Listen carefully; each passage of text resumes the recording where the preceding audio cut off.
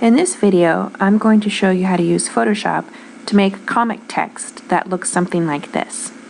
The first thing that you need to do is go to File, New, to make a new document.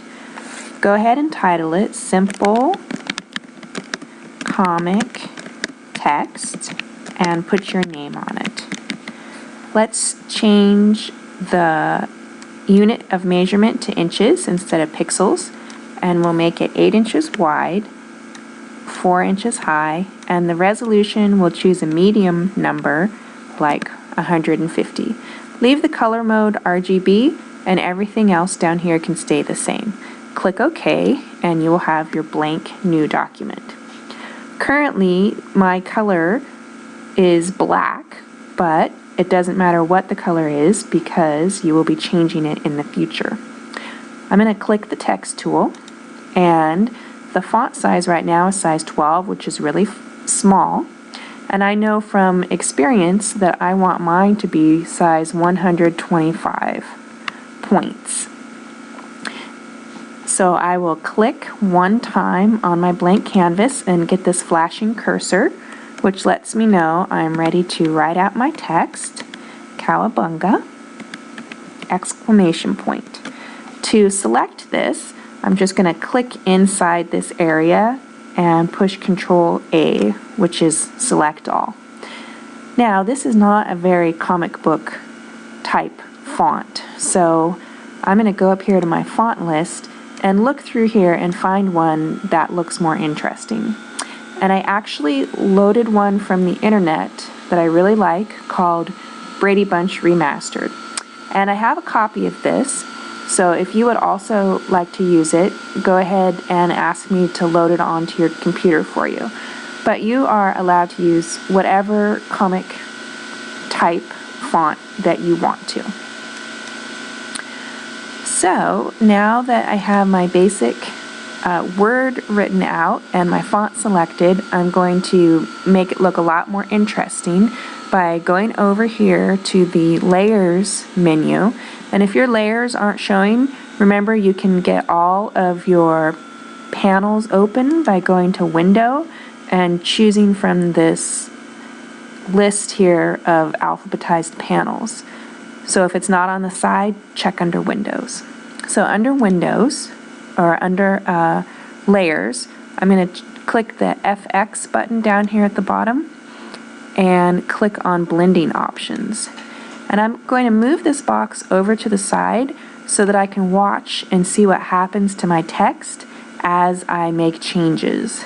So the first thing that I'm going to do is add a gradient overlay.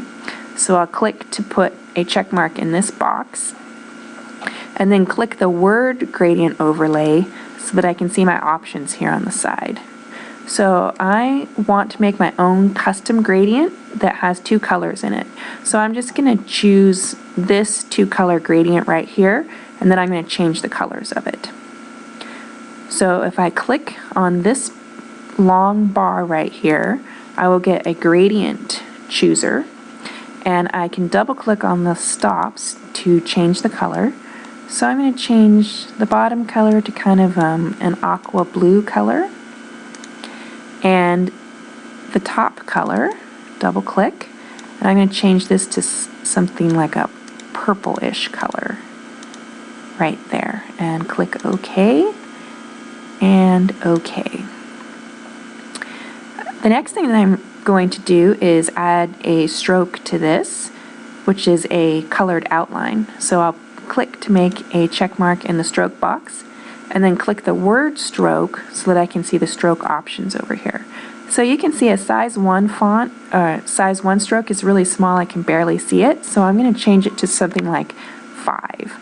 And I'm going to change it from an inside stroke to an outside stroke. And I'm going to change the color of it to something a little more fun and comic-like. So I could choose any colors by moving this slider around and choose something kind of bright and interesting. But I'm actually also going to experiment with, instead of just using a color, I'm going to use a gradient and see what that looks like. So I'm going to change the fill type to gradient, and the default is black and white, but all I have to do is pop this open, and I can click on any of these, and I can further change it. Let me click off to the side here for a moment to close that menu. Instead of linear, I'm going to make it shape burst. So it will burst from the center of the shape instead of being linear or horizontal. So I can go through these one at a time until I find one that I like, and I can also reverse it by clicking this, and I think I like that one pretty well. It's a toss-up between that one or that one, so I think I'll stick with this one. Then the last thing that I'm going to do is add a drop shadow to it. So I'll click this little check mark to put a check mark next to drop shadow, and then click the words so that I can see my options over here on the side. And I can't see my shadow yet because it's still behind the text. So if I click and drag over here, I can pull it out a little bit so I can see it more.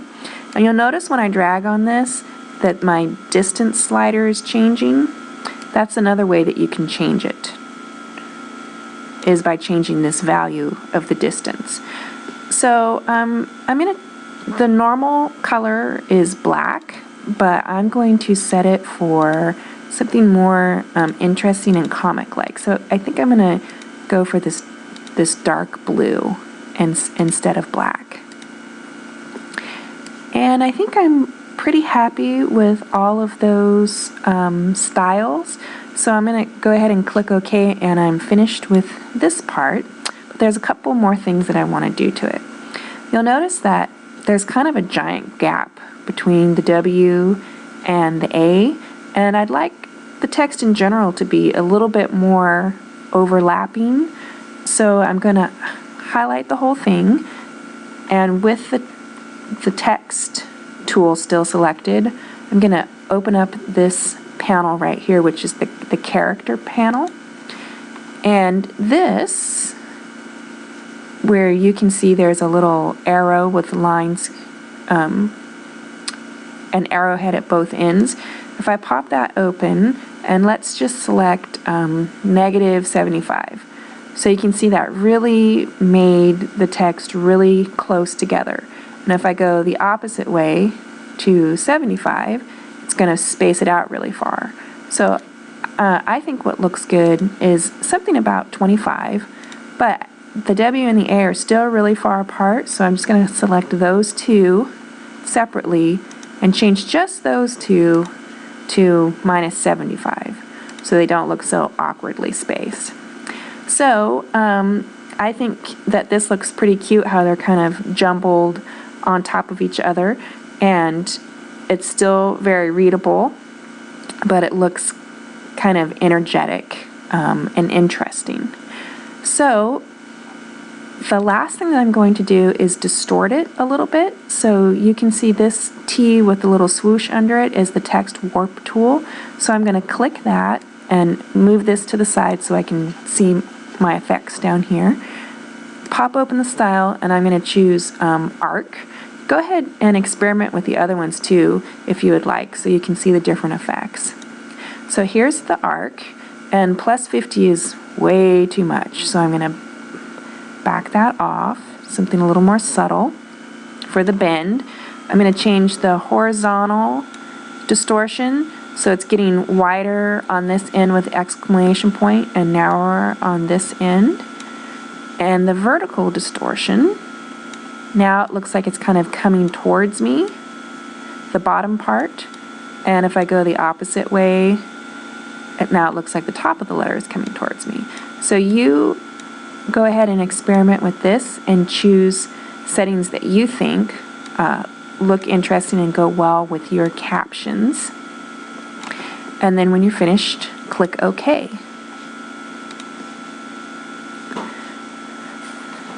So that is it for this video. So I'm going to click the check mark here to make my changes and save my changes, and then use the snipping tool to do a screen capture of this text and put it into my portfolio. And that's it for now.